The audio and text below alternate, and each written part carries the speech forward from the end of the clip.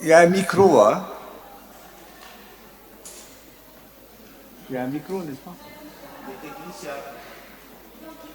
Test. Ah, il y a un débat. Ah.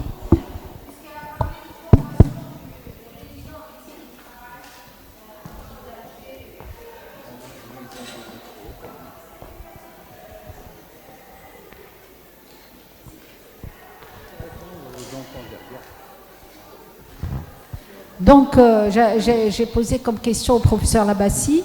Dans sa présentation, elle avait donc mentionné qu'elle avait formé les résidents en médecine du travail de 3e année et de 4e année. Et j'aimerais avoir plus de précision par rapport à cette formation. Merci. Merci, madame. Alors, la formation de sauvetage et secourisme au milieu de travail, c'est un chapitre très, très important, comme vous le savez. Ça a été une demande du CPRS de médecine de travail.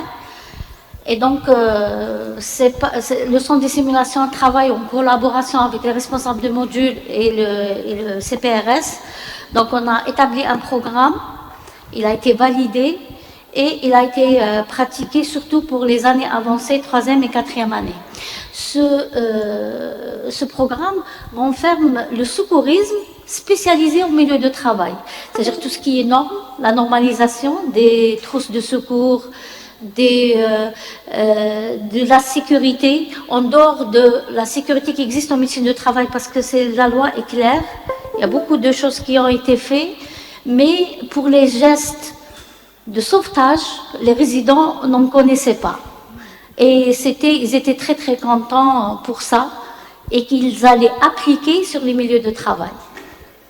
Parce que c'est eux qui vont former, vous savez que dans les milieux de travail, c'est eux qui forment les gens sur les milieux de travail, parce qu'il existe des normes selon le nombre d'employés, s'il y a 1000, s'il y a 500, qu'est-ce qu'il faut faire, quel est le matériel nécessaire et combien de secouristes il faut. Voilà. Je ne sais pas si j'ai répondu, j'espère. Donc c'était une formation dans le cadre du secourisme, beaucoup plus. C'était ça que vous avez donc donné. Ça s'appelle, il y a des normes internationales, ça s'appelle SST, secourisme et sauvetage au milieu de travail, spécifique. C'est pas un secourisme comme tout le monde le fait. C'est quelque chose de spécifique à la médecine de travail. D'accord, parce que moi j'ai une résidente et j'ai pas pu l'intégrer dans ce stage-là, étant donné que c'était trop loin et que ça s'est passé sur 2 semaines, je pense, ou un peu plus, et donc c'était difficile. Ça s'est passé sur 5 semaines. 5 semaines, voilà. C'était ça qui a fait que je n'ai pas pu l'envoyer. Et donc, j'avais demandé à notre doyen de pouvoir organiser à ma résidente justement ce type de formation. Pour la vôtre et pour tout le monde, je le dis, je le fais, je travaille au quotidien SMU. Je viens de terminer, je vais commencer notre formation samedi. Donc tout le monde est le bienvenu. Alors l'histoire de secourisme en milieu professionnel, c'est plus secourisme que sauvetage. Et la deuxième chose, c'est qu'aujourd'hui, tout le monde est tenu d'avoir parce que les assurances ne suivent plus. D'accord? Et on a vu, par exemple, tout à l'heure, professeur Labassi a cité, par exemple, la boîte de pharmacie. Il y a tout ce dont on n'a pas besoin dans une boîte de pharmacie actuellement. Et je vous assure, je peux le démontrer facilement.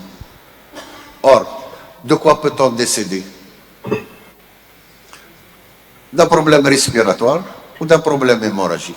On vous met un garrot d'infirmière qui ne servira à rien du tout, parce que le prétendant ne saura pas piquer, faire un abord vasculaire, ne serait-ce que périphérique, c'est pas ça l'objectif. Mais par contre, il faut mettre, au lieu de l'élastique, mettre un garrot non élastique pour arrêter une hémorragie. Et je passe, vous avez des pansements stériles, pas stériles, qui datent de... C'est pas ça, toute la réglementation doit changer. Il y a 2 choses qui sont importantes. Un masque pour faire le bouche à bouche, pour ne pas se mettre en face. Et puis un garrot pour pouvoir arrêter une hémorragie en attendant que les secours spécialisés arrivent. Et c'est tout. C'est tout ce que doit contenir une boîte de pharmacie. Maintenant, une boîte de soins, c'est autre chose. D'accord, merci. Voilà. Merci. Est-ce qu'il y a d'autres sujets, soit moi-même, soit M. Msli? C'est bon? Oui, pardon. Allez-y, allez-y.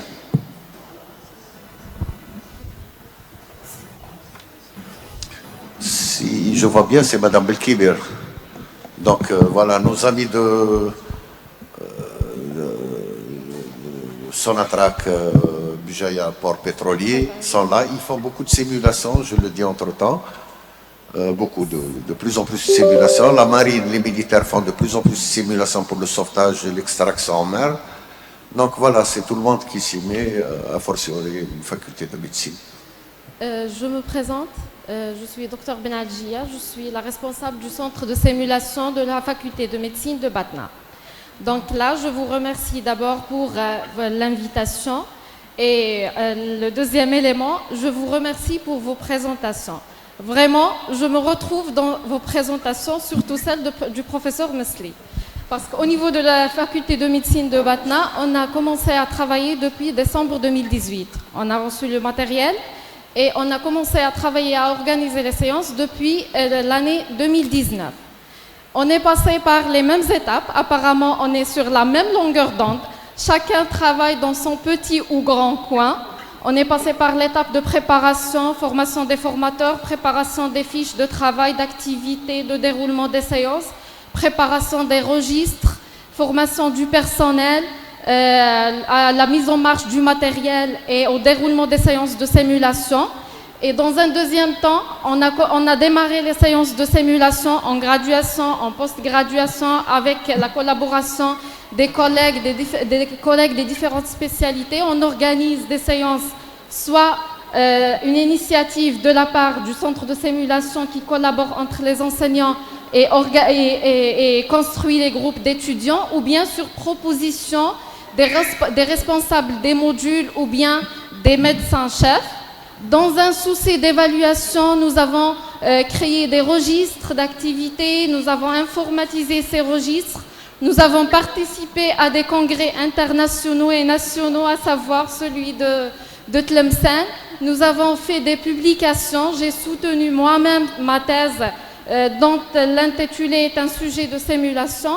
Et là, on est confronté actuellement au même problème de financement, comment on va assurer la continuité de ce travail, comment on va créer des scénarios, comment on va échanger, parce qu'on partage les mêmes problèmes. Vous avez présenté pratiquement les mêmes problèmes auxquels on est confronté. Peut-être le premier problème, c'est ce problème de visibilité. Personne ne sait ce que font les autres, pardon. C'est pour ça, je vous remercie vraiment pour l'organisation de ce congrès qui sera certainement un point de départ pour améliorer la simulation dans notre pays. Et je vous remercie pour le temps que vous m'avez accordé. Merci. Je veux répondre comme tu veux. Merci, madame. J'ai l'honneur de vous revoir après une année et demie. On ne s'est pas vu, c'était par Zoom. Donc, on a fait un congrès, elle a participé. Voilà, c'est ça la problématique de la simulation. C'est que tout le monde travaille dans ce petit coin. Il y a des grosses difficultés. On fait le maximum, mais on n'est pas visible. Il faut savoir que chaque fois qu'il y a des doyens, ils ont un objectif. L'objectif, c'est surtout que l'université algérienne soit visible, qu'on doit augmenter notre P-value. Et pour augmenter cette P-value, c'est par la recherche et par les communications et par les publications. Et là, nous avons un domaine qui est vierge, c'est la simulation. Si on s'introduit dans ce domaine, on sera visible. L'université algérienne sera visible. La faculté de médecine seront visibles. Et là, nous aurons beaucoup de points à gagner en matière de recherche et en matière de simulation. Monsieur Bouzari, donc, encore une fois, je remercie parce qu'il a pris l'initiative de nous regrouper, voilà, donc pour faire donc une association, et que j'espère qu'elle sera donc très très bénéfique pour que tout le monde puisse bénéficier, avoir des échanges entre ceux qui n'ont pas commencé, que ceux qui ont déjà commencé, ceux qui ont des problèmes, pour éviter que les prochains qui vont commencer, pour éviter tous ces problèmes qu'on a eu ou bien qu'on aura après. Voilà, donc je tiens à le remercier et merci à vous. Donc on va peut-être donner la parole à monsieur le doyen de la fac d'Alger. Oui. professeur Arnaout. Attends-le le micro, s'il vous plaît. Il est chez moi, là. Parce que j'avais demandé la parole, en fait. Ah, d'accord. J'ai complètement oublié. Merci pour les différentes présentations, c'était très, très bien. Je me présente, Dr Belkebir, je travaille à l'entreprise Sonatrach.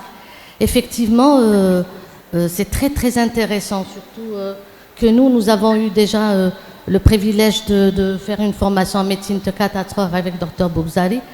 Effectivement, c'est ce qui nous manque, parce que j'ai vu, moi je suis de l'ancienne génération, on n'avait pas tout ça. Nous, on a pratiqué sur les patients directement. C'est vrai que c'était des cobayes entre nous. Et cette approche-là de formation est très, très bénéfique. Mais j'ai remarqué que, bon, c'est surtout, si j'ai bien compris, c'est focalisé sur les étudiants, graduation, post-graduation, etc. Dans les entreprises, on aimerait bien aussi avoir des formations comme ça. Et ça serait bien de se rapprocher des centres des centres de simulation, parce que déjà nous, par exemple, nous avons un PMA, on fait des simulations de simulation de scène, on joue des jeux de rôle, mais en réalité, les gestes et tout ça, ça nous manque et il faudrait qu'on se perfectionne dans ça.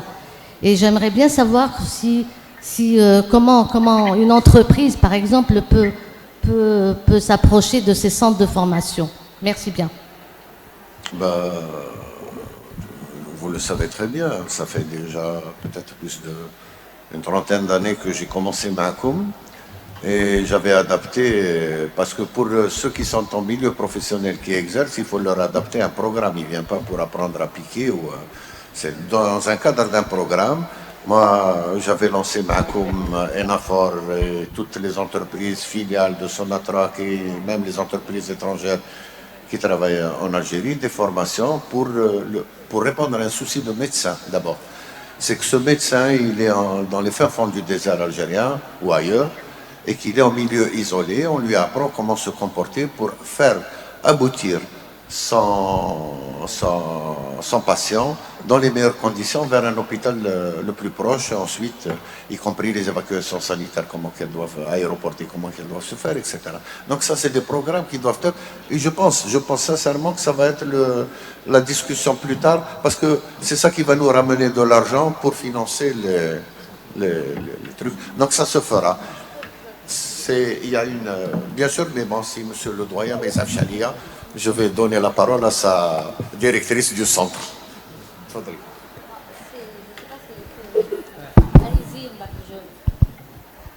Je tiens à remercier les conférenciers pour la qualité et la clarté de leur présentation.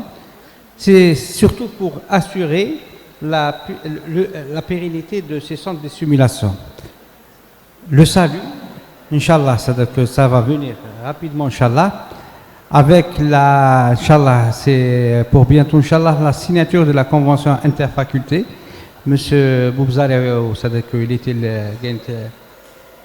l'initiateur de ce projet, on va, Inch'Allah, pour la faculté, et en même temps, on est sur la lancée de création d'un réseau des centres de simulation, et peut-être on va signer en même temps la convention interfaculté et la convention réseau. Et là, on va essayer de travailler ensemble, même avec la convention interfaculté, on peut faire les échanges entre les différentes facultés, c'est-à-dire que le déplacement des équipes, soit équipe d'enseignants ou l'équipe des étudiants, les apprenants, pour leur formation. C'est-à-dire que lorsqu'on va ramener des experts reconnus, au lieu de c'est-à-dire qu'on va essayer de faire la formation dans une seule faculté et ramener l'ensemble avec la faculté. Donc il y a des choses, on est en train de faire beaucoup de choses pour la pérennité et le développement de ces centres de simulation. Et Inch'Allah, ensemble, on va faire le saut qualitatif vers l'excellence, Inch'Allah.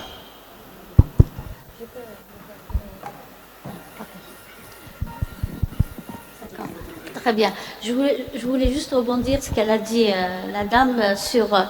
vous savez, le sécurité et sauvetage ou secourisme au milieu de travail est une chose où le médecin de travail a un très grand rôle à jouer. Il doit être formé et formé par la suite sur le milieu de travail. Le deuxième chapitre, c'est la médecine de catastrophe. Vous avez dit que vous avez une PMA, un poste médical avancé. Sachant que la médecine de catastrophe, nous, on n'a pas fait ça, mais en 6e année de médecine, c'est un cours qui se fait et elle est même maintenue flagrofante. C'est un cours qui doit être fait pour les 6e années des urgences. Et donc, les futurs médecins seront formés en médecine de catastrophe et il y aura certainement la simulation qui va suivre. N'est-ce pas, Rida? La simulation qui va suivre. Et donc, normalement, Inch'Allah, ça va être fait dans le futur. Un petit commentaire sur la simulation au milieu de catastrophe, parce que c'est la seule discipline où vous ne pouvez pas reproduire un événement naturel. On ne peut pas faire un tremblement de terre pour faire apprendre à nos étudiants comment se comporter ou là une explosion, on est d'accord. Donc nous sommes obligés de passer par une simulation, c'est ce qui se fait, ce que vous avez les images qui défilaient tout à l'heure, c'était un tremblement de terre. Les Japonais sont arrivés aujourd'hui avec un tremblement de terre qui avoisine les 9 et ils ne réagissent pas, c'est-à-dire qu'ils continuent à travailler correctement, alors qu'à Kobe, il y a quelques années, a été complètement détruite, exactement comme actuellement la Turquie et la Syrie, pour des problèmes de malversation, voilà. Après, ça leur a permis de mettre une réglementation très rigoureuse. Et aujourd'hui, ils vivent à l'aise avec leur tremblement de terre. Je pense, s'il n'y a pas d'autres questions, on va arrêter pour que vous puissiez... Oui, Fadal. Mantoulouch, pour que vous puissiez profiter de la pause café. Mais allez-y. Attends-le le...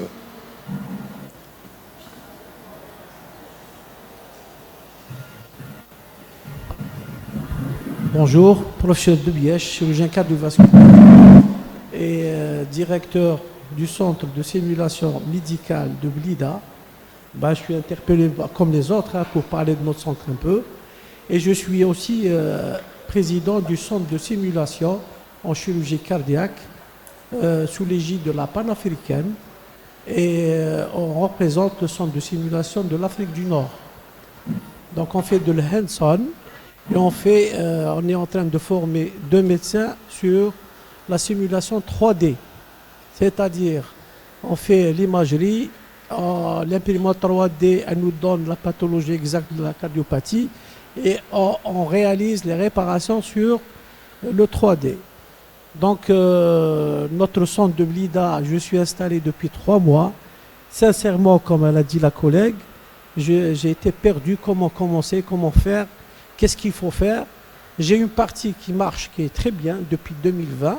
C'est la basse fidélité. La haute fidélité, on trouve des difficultés de fonctionnement, d'ailleurs du terrain et l'élaboration des programmes. C'est une opportunité pour nous, c'est vrai, pour essayer d'avoir élaboré au moins un programme qui est à peu près le même pour tout le monde. Pour ce qui concerne la simulation en cardiaque, on a un programme qui est élaboré par l'hôpital Berlin-Charité et qu'on est en train de faire de hands-on sur des cœurs de bœuf. Et on fait de la réparation, il y a des résidents, il y a des assistants, il y a des... Voilà, merci. Je suis très content de le savoir. Pour vous dire, tous les centres de simulation à travers le monde ont commencé avec des difficultés. Hein. Il ne faut pas croire qu'ailleurs ça a marché. C'est au fur et à mesure avec le temps qu'on acquiert. Et puis il y a ce réseau de centres de simulation qui doit se constituer. Il y a énormément de travail. Je suis très content j'ai vu à travers vos communications, on n'a pas eu beaucoup de temps aujourd'hui, 2 ou 3 communications, pas plus. Et vos expériences, on a déjà quelques référents, il y a des choses, il y a de quoi démarrer. Maintenant, il faut tout à l'heure, dans les ateliers cet après-midi, on va s'asseoir, on va discuter les priorités. Dans ma tête, moi, j'ai la société de simulation médicale qui est source de financement plus tard aussi. Donc, il faudrait qu'on la fasse. Et puis voilà, il ne faut pas s'inquiéter. Les choses. C'est vrai que pour les spécialistes, c'est un peu plus difficile. Peut-être, mis à part l'ARIA, ou bien les urgences, parce qu'ils sont préoccupés, ils ont les trucs de bloc opératoire. Mais dès qu'ils goûtent, dès qu'ils commencent à goûter et à maîtriser, ils vont s'accrocher. Ça a été comme ça pour tout le monde. On me disait, qu'est-ce que c'est que ces bouts de plastique que tu nous ramènes? C'est un petit peu ça. Ou bien, les poupées, voilà, c'est ce que vous allez entendre, etc. Mais ne focalisez pas sur les plus âgés, focalisez sur les plus jeunes. Oui, c'est Ils sont effectivement plus aptes, plus motivés à comprendre, et puis c'est leur avenir aussi. Quelqu'un qui a mon âge ou le vôtre, bon, faut diriger. on dirige, on essaie de leur créer l'environnement adéquat. Après, c'est à eux de s'impliquer aussi. Je pense que on va. C'est le problématique qu'on a. C'est pour tout le monde. Pour tout le monde que les gens n'adhèrent pas. Même ici, j'ai quelques pour faire adhérer tout le monde, mais je pense que ça va venir au fur et à mesure. On a acquis une table d'anatomage. Le responsable est en face de moi, la pneumologue est là, la médecine du travail a été impliquée avec moi dans une formation pour les gens du Sud, le milieu de travail, etc., etc. Donc au fur et à mesure, les choses, il ne faut pas précipiter les choses, mais il faut mettre les jalons et puis laisser les gens s'engouffrer au fur et à mesure. Je vous remercie pour votre attention. Pour ne pas trop tarder sur les experts internationaux, on va prendre rapidement un café et puis on se retrouve. Barakallahu fikoum.